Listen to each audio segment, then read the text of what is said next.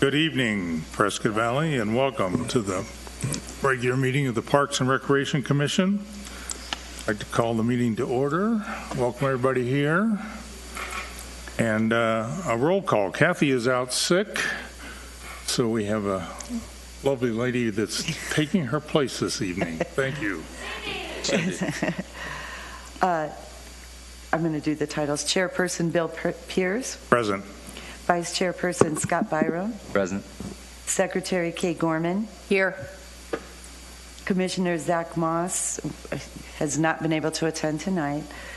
Commissioner Gary Cabato. Here. Commissioner Pete Peterson. Present. Commissioner Brett Policana. Perfect. Here. Okay. All right, thank you. All right, approval for the agenda. Any changes, additions to the agenda this evening? I'll make a motion to approve tonight's agenda. I second it. All right. All in favor? Aye. Aye. All right, thank you. All right, looking at the minutes from last September 14th, our regular meeting. Any additions or corrections? They look good to me when I look them over. They look good to I me. would entertain a motion to approve the minutes as submitted. I move that we submit the minutes as approved or submitted. Second on approval? I second it. All right. Kay jumped right in there. Got to be fast here. All in favor? Aye. All right, they are approved. Thank you very much. All right. I see Casey out there. I understand Bobby is a little quarantined, but doing well. So both Kathy and Bobby are doing okay, it sounds like. That's good. Kathy's just got some bug, I think. But, all right, well, announcements. Do you have any to start off with, Casey? No. All right. We have a presentation from Lori Hunt, one of our council members and one of our former members on this commission. That's right. The view's a little different here, Kathy. Lori. Sweating buckets. Yeah. Welcome back. Thank you. Thank you, Kay. So my number one nephew, Zachary Moss, is probably not here because today's his happy birthday. Oh. So that could be why. Thank you guys for your service. I'm so grateful for all of you and for everything you do in the town. We have some exciting news that council had the first reading of ordinance that will merge Arts and Culture Commission with Parks and Recs Commission, and we just had that, I think, 2 or 3 weeks ago. So we'll have a second reading. I think it's probably on this week's agenda. Yeah, for the 14th. Yeah, on Thursday, and I'm sure that will be approved because the first reading was unanimous. But the exciting thing about that, when Casey brought it to us, I guess I should tell you, I'm the chair of the selection committee when we interview people and put them on committees. And Casey brought to us, along with Ryan Judy, that we needed to look at maybe merging the two commissions. It's something that happens a lot in the bigger cities, particularly down in the valley. Casey did a bunch of research and came up with parks departments, even in other states, that have the two merged.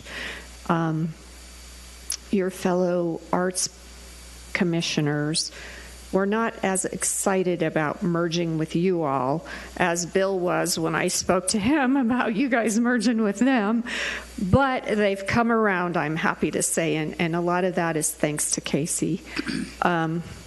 It's going to make her job and the staff's job a lot easier. They have their own employee, so it's not going to impact any of the parks and recreation employees in any way. I think it's just going to augment and make the town better by having two arts and culture commissioners on with the parks commissioners. And so we're really excited about that. We're going to be interviewing. They're making applications to our committee now, so you should have them here fairly quickly. But our parks need, I know Casey's excited about maybe theming some of the parks like we have with the mural at Sunflower Park. And so that would be the arts and cultural portion of it. Plus, there's events that happen that are more arts and cultural than maybe Parks and Rec, and now they'll be one happy family together. So I'm here to answer any questions that you might have about that merger. Are you going to leave the same number of members, or are you increasing the membership by 2, or? We're actually increasing by 2, so we'll have 9. And that's something you as the chair and your fellow commissioners can work on. If through attrition we want to get it back down to 7, we can. Or if you're fine with 9, we can leave it at 9. Yell at me if I'm doing anything wrong. It is 9 Right. ordinance. Right. So in the ordinance, it's 9 right now. Yeah. I think it's, a good idea because so much of the parks has an arts element to it. Exactly. And I think just having everyone on the same page when we go into new projects and making sure that, both parties are satisfied, which ultimately they always are, but it's nice to know kind of what's, on the other side with that, just because they are so close. Well, and in writing grants, there may be some crossover as well. And Casey's team is fabulous at writing grants. She's done a lot of cross-training on that, and I'm really proud of her for that because a lot of jurisdictions don't have that as an asset, and we do. We have work studies. Well, we used to, but when we do, if we do, will they be on our work study? Will we be on their work study? If it comes up, first question. Second, with them 2 people coming in, are we going to have longer meetings? Third question, I know, Casey. If we are going to do that, I'm fine with that, but could we start a half hour earlier? There, my cards are on the table. All right, so work studies. So how we're going to work this with the 2 new members is in January, that's when we're going to combine. So starting the new year in January, we will combine the two. And it's you guys are all one, Parks, Arts, and Recreation Commission. That's going to be the name. Okay. So what we had discussed, Bobby and I, is having our first work study with the new group in January. The first Tuesday will be. It can't be the first Tuesday because, no, we can. I think it can, how we're working it. I'm trying to remember. Anyway, that first meeting is going to be a work study because we have to come together and work out how we are going to set up these meetings, agendas, and we want to still keep it succinct and timely. And there may be a point when we do go over. Some meetings may weigh heavier on the Parks and Rec side. Some may weigh heavier on the arts and culture. We want to have a good balance of everything. Okay. And, some of the things that we add, we may shorten our presentations on both sides to give you more of the meat of what we're doing here. But we want to make sure that this is a good working commission and that we're all together for the benefit of the community. Okay. Working the meetings, did I answer all 3 of them? Yeah, in a roundabout way you did. That's what I do. 5 instead of 5:30. And I don't know if you could do that, but I would. We can try. So what we'll do is we'll do our work study. We'll figure out how we want the meetings to work. We'll have another regular meeting in January and see how that goes. If that stays within a half an hour to 45 minutes, I think that would be good. I know it's sometimes like me at night, it may be a little difficult to drive home in the dark, so I just close my eyes and I just go. Oh, just kidding. What kind of car do you drive? I don't want to be anywhere around you. Just kidding. I kid. So yeah, I think we it's going to be something we're going to have to adjust as we work as a commission. Yeah. Sounds good. It sounds very positive. This might be a little, I guess. When does arts and culture normally meet? Are they the second? Obviously, we're the second Tuesday of the month. Are they? The third? Third Wednesday. So we will keep the same day. working for you guys, Okay. because you are the majority of the commission. The two other commissioners at this point, I think, they are able to meet. Okay. I have another question about that, because you said there's going to be 2 new ones. Yes. So, and you said that the other group was not happy about this. Did they all quit, or did you fire them? What happened? Well, it was just dissolved. Council dissolved the Arts and Culture Commission. So what we have done is we're inviting all of those members to be, whoever wants to be a part of this commission can interview through the selection committee Okay, I got to you. be a part of that. Yeah. Okay. So we were down to 4 members because one had pulled out anyway, so. And we found a job for another one, so we're pretty much got everybody going in the right direction here. Okay.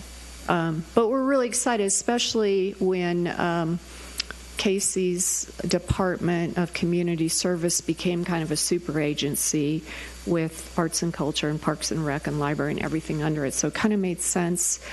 And the PARK acronym, P-A-R-K, is kind of cool, and she found it in other jurisdictions, so we're really excited about it. And then I think I was going to talk to you a little bit about the Friends of Prescott Valley Parks and Recreation, too. So we have a Friends organization that was formed by Supervisor Mary Mallory when she was on the council. And she formed it to work with the veterans primarily on Veterans Park off of Bob Drive. And they did a lot of work there. And what it is basically is it's a 501c3 where people can donate to the Friends and get a tax write-off. We are not flush with money by any means.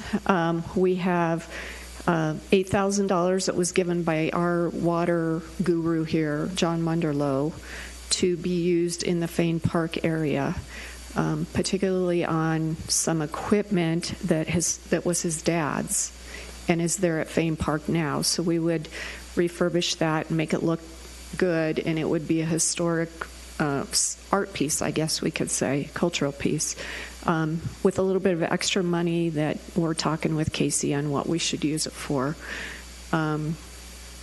We are talking about things that can help. We met today, Casey gave us a whole list of things that she needs.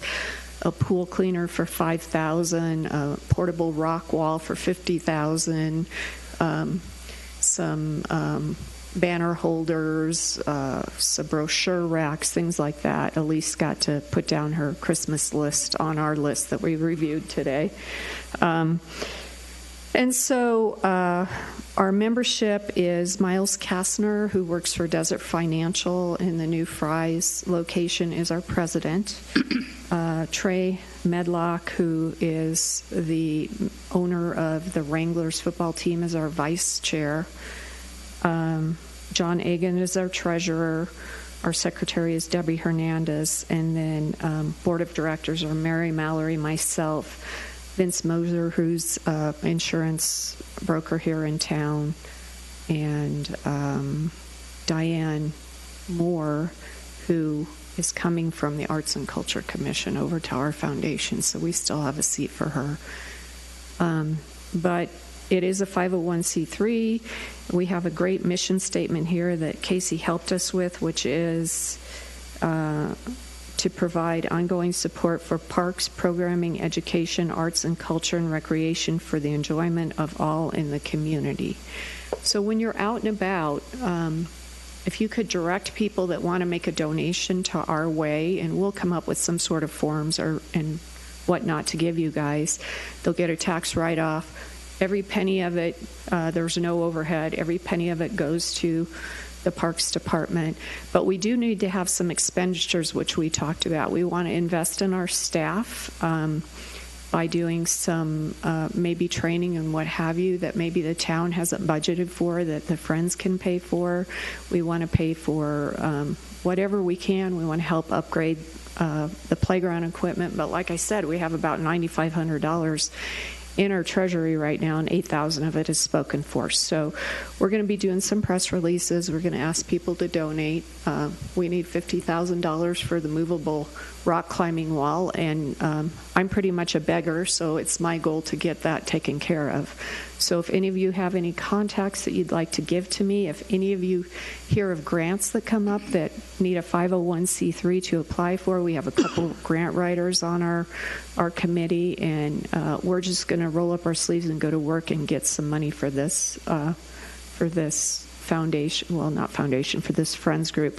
Our goal for next year is to get at least $50,000 in the kitty so that John Egan has to do a 20-page report to the auditors instead of just a postcard when we were under 50,000. So we're going to put John to work for that. Do you guys have any questions?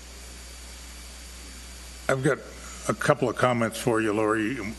One, and maybe you and I can talk a little later. Sure. In my conversations with the State Historic Preservation Office, they went through some hard times like a lot of the Arizona park system, but they have come back and they have just hired a grant writer.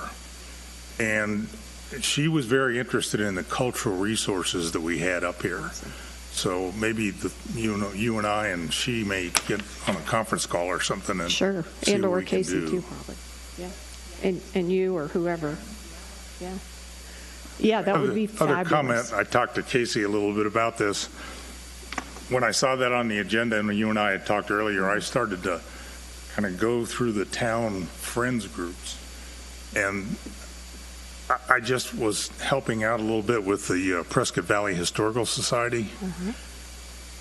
And we've got, that I know of, right, we've got the Tree Advisory Board, the Memorial Tree Donation Program. We've got the Prescott Valley Historical Society. We've got the Fame Foundation. Of course, the Fame Foundation is pretty good shape, I think. Friends of the Library, and there are others. And the police department has a foundation, too. Exactly. Yeah, probably a lot more that I don't know about.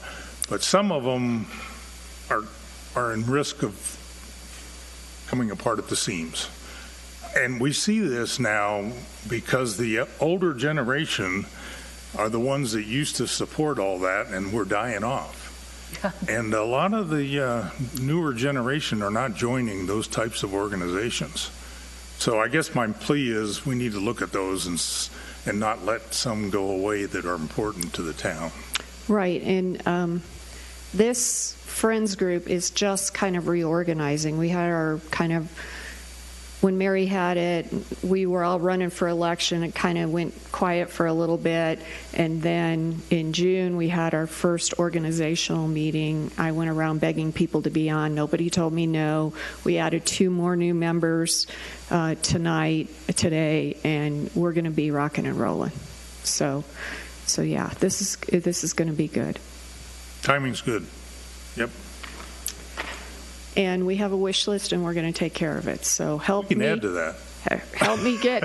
Your staff gave us a good list. Help me get some names where we can get some more money, because this is tax write-off.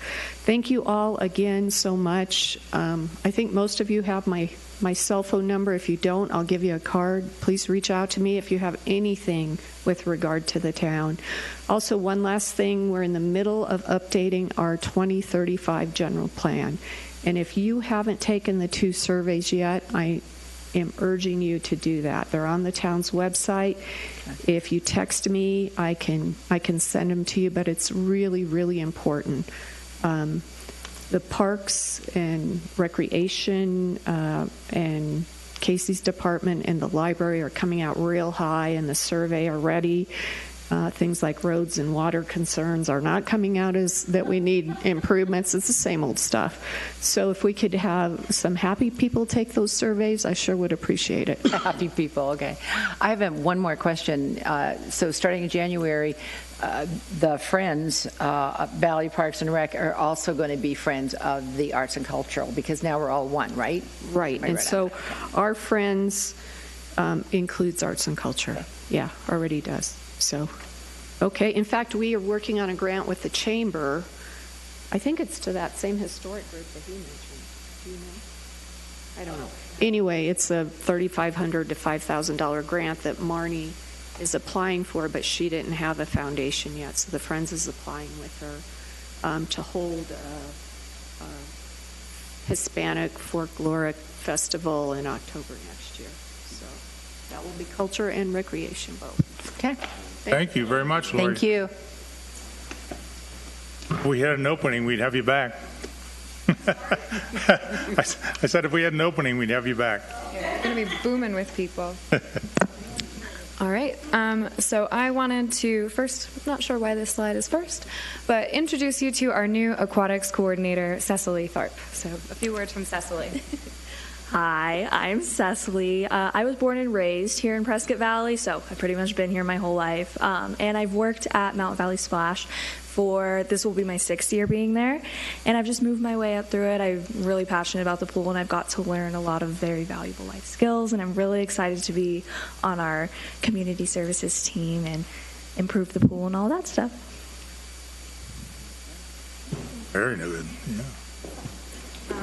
We are absolutely thrilled to have Cecily as a part of our team. We've got some exciting things coming up. Of course, it's a little bit of a slow season with aquatics, so she came on at a great time, so we can kind of go over things and see where we're at for next season. But welcome, Cecily. So an update on programs and activities that we've offered in September. So this year, or this month actually, we had our new recreation and events guide come out. It's our fall guide. It's our quarterly guide. We're currently working on our winter guide right now.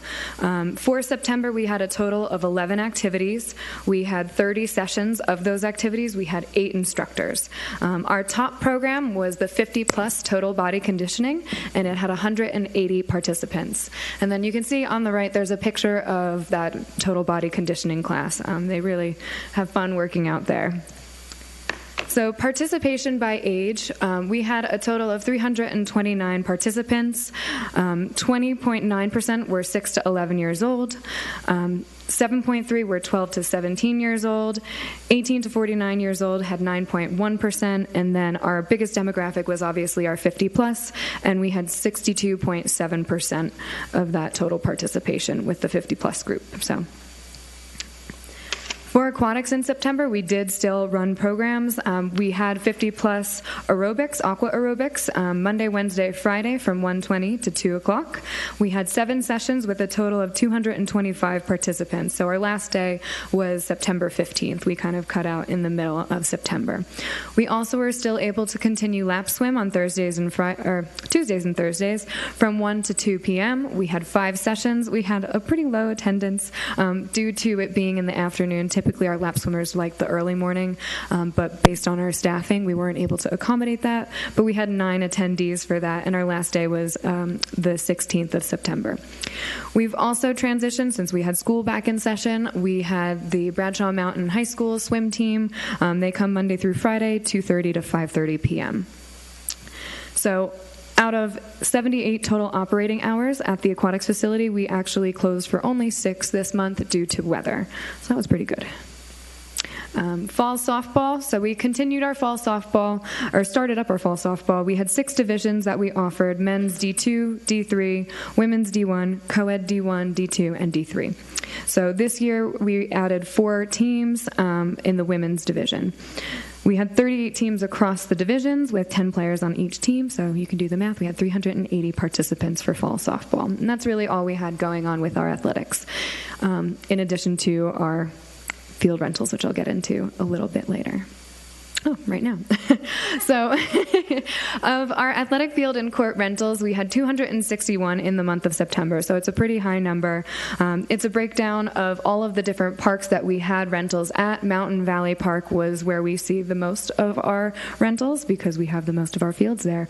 But Bob Edwards came in a close second, Antelope Park and Viewpoint as well. You can see that some of the numbers are a little bit skewed just because we do have lights at Mountain Valley, Bob Edwards, and I believe Antelope as well. So that's why we're able to do a little bit more in those facilities, because we're able to, in the fall, shift to those evening hours and have lights on our fields. For our outdoors, we had a Adopt PV, a beautification walk. We started them in August, and so we continued it in September. We had 9 participants.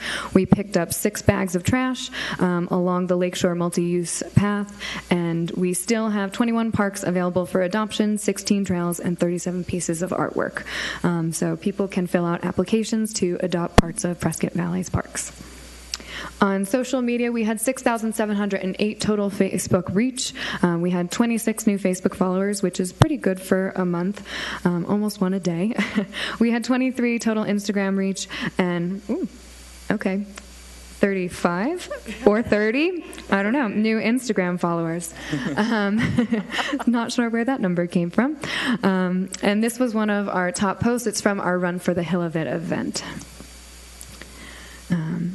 That is not right. So, our Run for the Hill of It event, we had 64 registrants, and 56 of them showed up day of. Some people were a little bit concerned about, I guess, weather, things like that. It was too early. Maybe they didn't want to wake up to run 4.6 miles. So, they ran 4.6 miles up and down Glassford Hill Summit Trail. We had a new course record of 31 minutes and 31 seconds, so it was pretty crazy. The guy actually came from California to run in our race, so that was kind of exciting. And our age range spanned from 8 years old to 83 years old. And we had 2 community volunteers. This year we had a really nice arch for our start and finish line, and a lot of fun was had that day.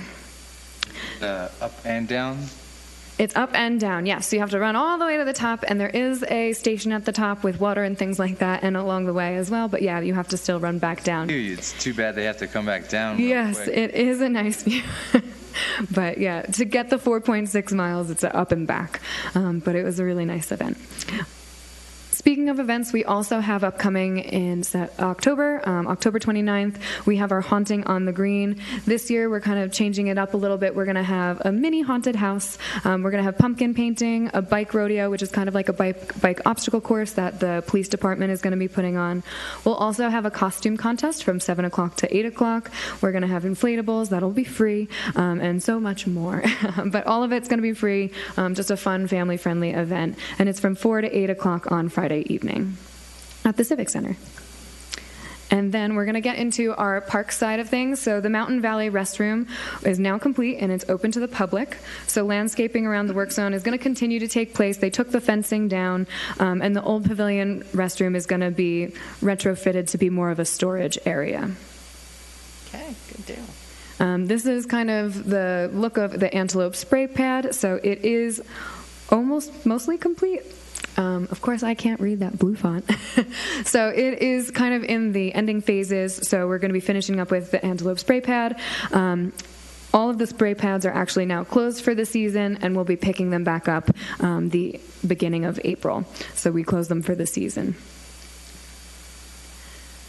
In addition to all of the things that we have going on, we also have been working on updating some of our Ramada rental fees. So our current structure that we have different rates depending on the planned attendance for the Ramadas.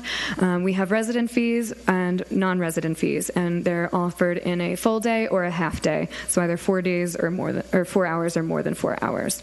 And you can see the different rates. We are, as a town, pretty low as far as Ramada rental rates go. And with these rates, people, when they reserve them, they need to submit a $75 security deposit. So there's sometimes a lot of money going back and forth because it's a deposit. Then afterwards, if we don't incur any damages on the site, that money goes back to them. So there's a lot of back and forth with the money there. And so what we've proposed, because it does take a lot of time and energy for our staff, some changes for our Ramada structuring. We're going to base our fees on a Ramada size as opposed to planned attendance, because someone can say that they're only going to bring 10 people, but then they show up with 30, and they're not going to tell us that they want the higher rate where they have to pay more. So we know the sizes of our Ramadas. We know really roughly how many people they can accommodate. So we structured it based on the size. We kept the half-day, full-day resident, non-resident fee structure, but we did increase the prices a little bit. What we did, we also changed it so the rates have a specific ratio, so non-resident fees are going to be $15 more than resident fees, and full days are always going to be $45 more than half days, whether you're a resident or a non-resident. With this change, we want to make sure that people pay at the time of reservation. They would not be required to put a security deposit down, because that security deposit is pretty expensive too if you're only getting a $35 Ramada rental. And so the renter would be held responsible for any damages that would incur, so we would still cover ourselves in that regard. And basically these increased fees would cover the cost of doing business, which would be minor, damage or trash or things like that. So we would kind of recoup some of our costs that way. We would also instill a refund and a cancellation policy. So they'd get a full refund if they had canceled 72 hours prior, which helps out those people who are renting on the weekends, because we're still in the office on Friday and they'd be able to cancel. And there would be a $3 processing fee for cancellations proposed. In the event of inclement weather, over the weekends, we understand sometimes people might not be able to actually go out to the Ramada that they reserved due to the weather. So it's their responsibility for the customer to call within 24 hours after the reservation to receive a full refund. Or they can have the option to rebook it within, a certain time frame. That 24 hours doesn't necessarily mean that they would need to get a hold of someone in the office, because, if they have a Saturday rental and they have inclement weather, they just need to call or leave an email, something that's time-stamped, so we know exactly that it was 24 hours after their rental time, just so we can track it a little bit better. But we would still be able to provide a refund. So those are the proposed changes for Ramada rental fees. Any questions? I can't help but notice that your non-resident fees proposed Yes. don't have rounded up or down, although you say on the right, non-resident fees are $15 more than the resident fees. So theoretically, small resident... The math is wrong. Yes. Okay. So, and I would recommend that you round them up. I like the $15. That'll Yes. get you even, and you don't have a... That must have been a typo. I apologize. Do we get a lot of people who come in that are non-residents and rent a Ramada? Not often. Really? That Yeah, much? Cindy does most of our reservations. All right, I'm just surprised. Will we want to increase that by building more Ramadas throughout the town, especially now with the spray pads?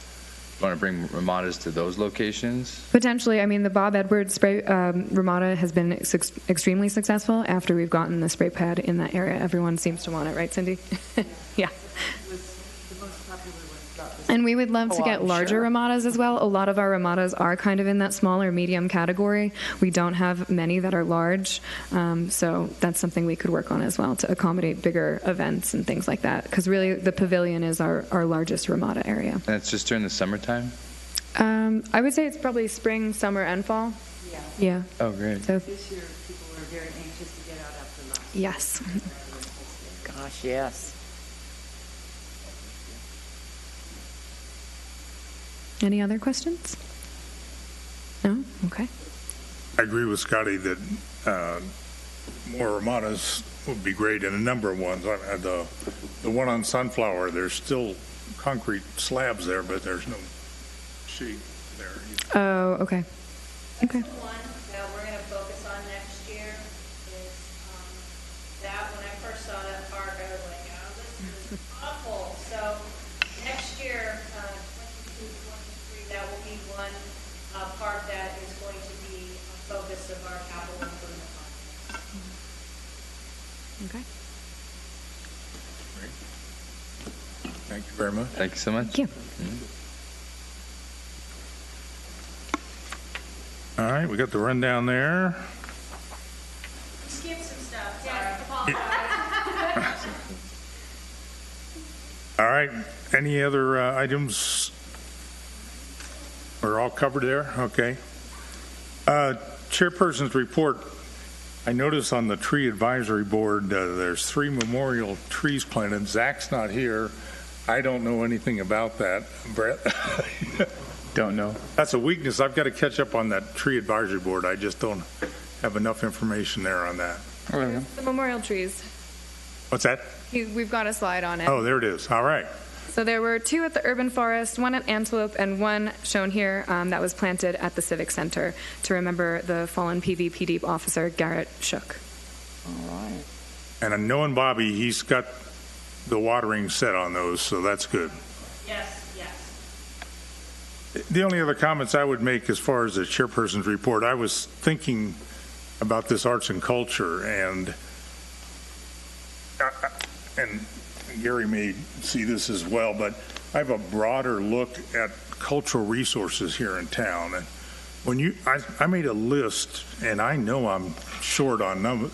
I don't have them all, right? But I've got like the Fitzmaurice Ruins, the Barlow Massix House, the Chapel of the Valley there in Fane Park, the artifacts of mining and the dam down there, the cavalry camp, the historical town of Massix, the old Chinese camp, the other artifacts, the documents and the maps that we have in not really a museum, but a room in the Civic Center, Glassford Hill, the signal site. You know, we've got an actual long list of cultural resources. So I'm kind of hoping with this melding of the 2 commissions, we'll see a broader look at what we've got in our cultural resources in town. Absolutely. And maybe we'll get some grants and people excited about some of it. Well, thanks. That's what I had. Any other items from the old business? We've got the pavilion restroom completed, which I believe you covered. Antelope spray pad update, we saw that. Bob Edwards spray pad closure. That was because of the end of the season, right? Yeah. And the Ramada fees, which we talked about. That's okay. Items from other members of the commission. Other things. All right. Director's report. Glad to see you here, Casey. We're starting not to see you and Bobby in the same place at the same time. Oh, right. So, it's good. Is there like a Freaky Friday situation going on? It's good. I think, I wasn't able to make the September meeting, but this year, in March, we've been a combined department now for 1 year. And I was talking to our new town manager, and I said, if you would have asked me last year prior to this, how many parks we had, how many trails, CIPs going on, I would have been like, I don't know. I had no idea. So this year, I feel a lot more confident in everything that we offer here in Parks and Recreation, and just the knowledge and breadth of our staff that they have, and the dedication to our department has been amazing. So especially Bobby, especially when he starts going on with his details, and I'm like, I was like, no, you have to know this. Listen to me. And I'm like, okay. So Bobby's been an amazing teacher, but I just wanted to say that this year has been a whirlwind, and we're in a building phase. I don't know a lot of you if you understand. We're at 50% capacity with our staff right now. So we had some. Marissa had to leave. Oh my gosh, we miss her.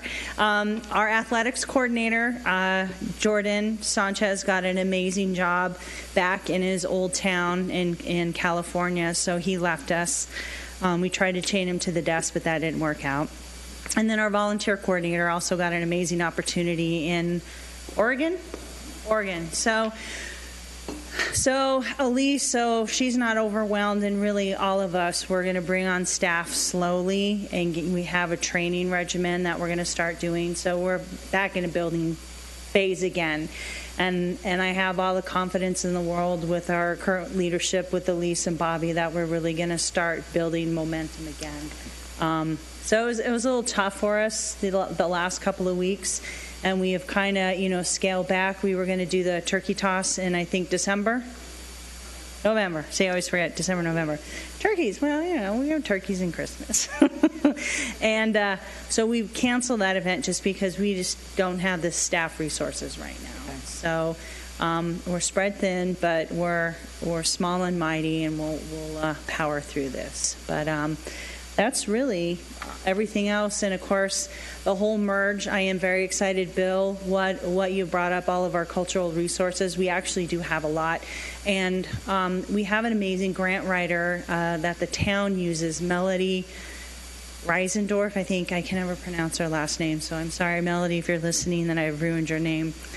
She's wonderful. She's been writing grants for the town for a long time. John Munderloh, our water resources manager, works with her, and she knows her stuff. So we have to pay her, but I'm willing to pay her because some of the grants that she does go after are pretty intense and have things that I have no idea. So as I am a grant writer, through LSTA Library Services Technology Act grants and the Institute of Museum and Library Services, which could really help us on the arts and culture side.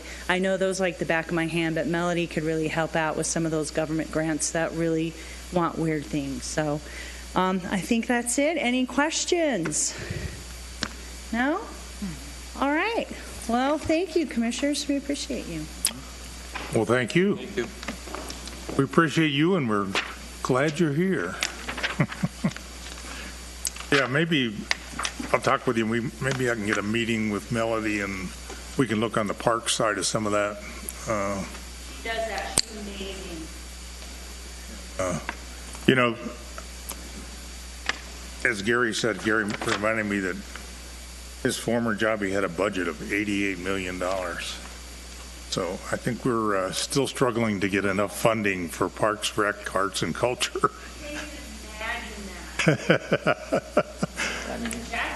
But he also said it came with a lot of headaches, right, Gary? You know, I think also we can be really proud of the art structures that we have surrounding us. I mean, as you look, I had to miss the inauguration, or whatever you want to call it, of the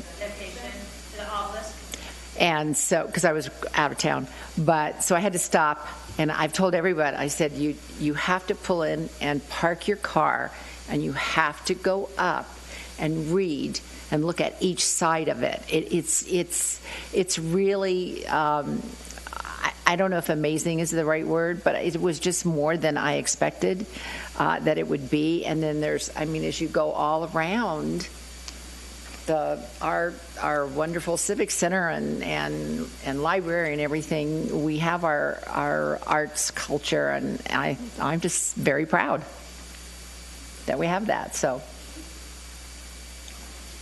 I don't see anyone for an unscheduled public appearance here tonight. Present. Our next meeting will be Tuesday, November 9th, 2021 at 5:30 p.m. right here, same time, same bat station. All right. And hearing no other comments, move for adjournment.